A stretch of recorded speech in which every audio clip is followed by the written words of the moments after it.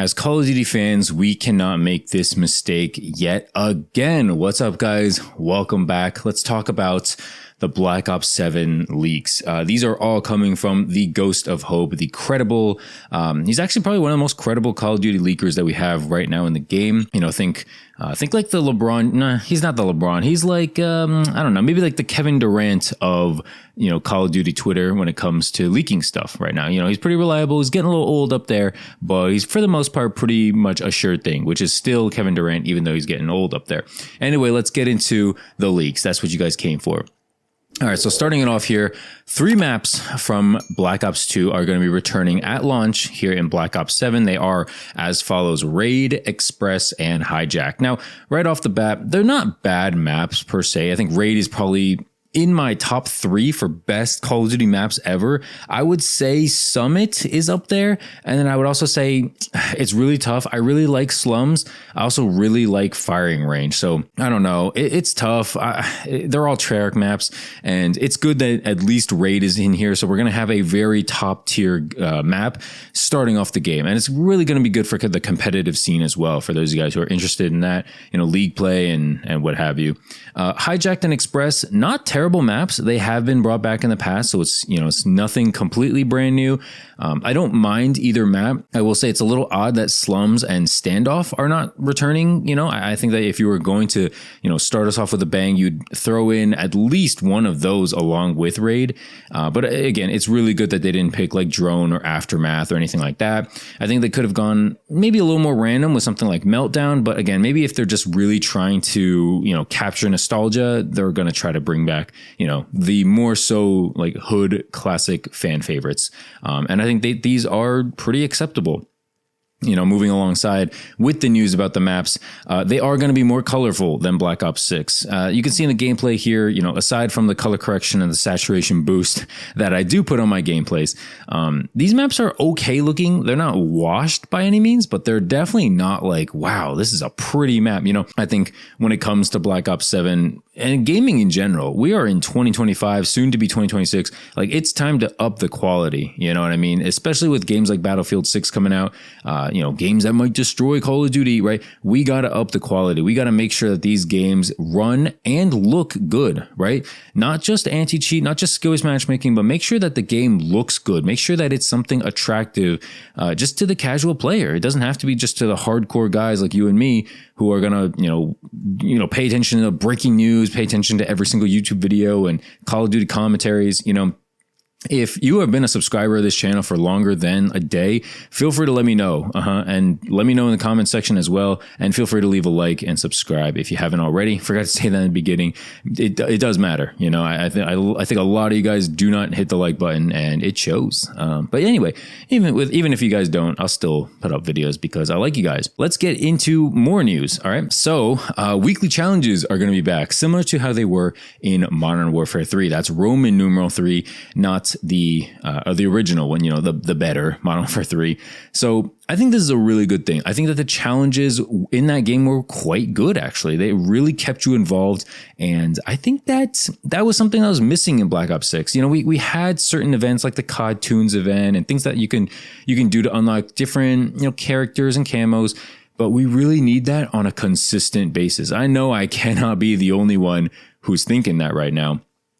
I think Black Ops 6 really dropped the ball when it comes to, you know, certain events and things like that. A lot of people are saying that Black Ops 6 was like a pre-game for this game, and that they're saying that Black Ops 7 is actually like the main game and that it's going to be more so worth the money.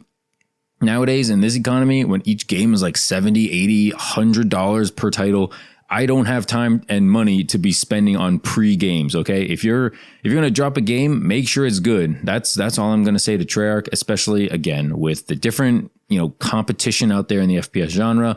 Again, huge hitter with like Battlefield 6 coming out. It's going to be tough. And I think that the weekly challenges are going to be a good way to incentivize people to return to this game after they get the Mastery Camo, after they hit their rank that they're probably supposed to be in for league play. You know, keep people back on the game.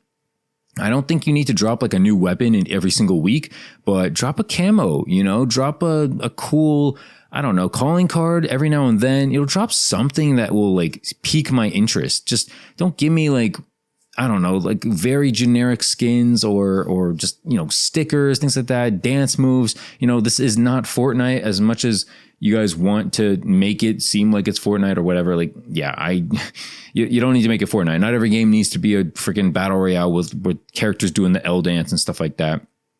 Anyway, yeah, weekly challenges are back. I think that's a very, very good thing. Let me know in the comment section down below, what was your favorite weekly challenge thing that you ended up, participating in, either in Modern Warfare 3 or in Black Ops 6? I'd really be curious to know. Along with that, specialists are returning. This is a big thing. I'm not talking about the specialist ability like it was in Modern Warfare 3 and COD Ghosts, rather the supers ability, which was in Black Ops 3, Black Ops 4. And so Ghost of Hope says that active camo and grapple hook are going to be returning. I think that these are, first off, they're in different games, right? They're in Black Ops 3 and Black Ops 4. And unfortunately, or fortunately, it depends on the way you want to look at it. Those were very different titles, and the specialists were different in both games. I think that there were some that were very, very busted. I think, active camo wasn't like super, super busted, but anything that's like slightly annoying, I think a lot of people thought that, certain specialists were like a little bit annoying. Certain ones needed to be tweaked more than others. And I don't know, knowing Treyarch these days, knowing how they cater to new players, knowing how Call of Duty really wants, new players to, I don't know, maybe they're going to do like specific operators for specific specialists and sell skins that way. I think that certain ones, like the popular ones, like the OP ones, they're going to get like way more skins, and maybe they're just trying to milk it that way. That silly skins are coming to this game. There's no way that they see, how much money they've made in the past like 5 years introducing these goofy skins. And there's no way they're going to be like, oh, the community's had enough, oh, Battlefield 6 doesn't have a single one. Like, we're going to copy that. There's no way they do that, right? Even though they know that it would harbor so much like goodwill towards the community that, still wants to play their game for some reason, me included, present company included, for some weird reason. Yes, I still want to play their game. Call of Duty just has me running on the hamster wheel, and they have a lot of people, in their grip right now. And there's no point in changing it because they have it. They are currently, as I said in previous videos, they are currently too big to fail. That doesn't mean they're going to be on top forever. Anyway, this video is not for that.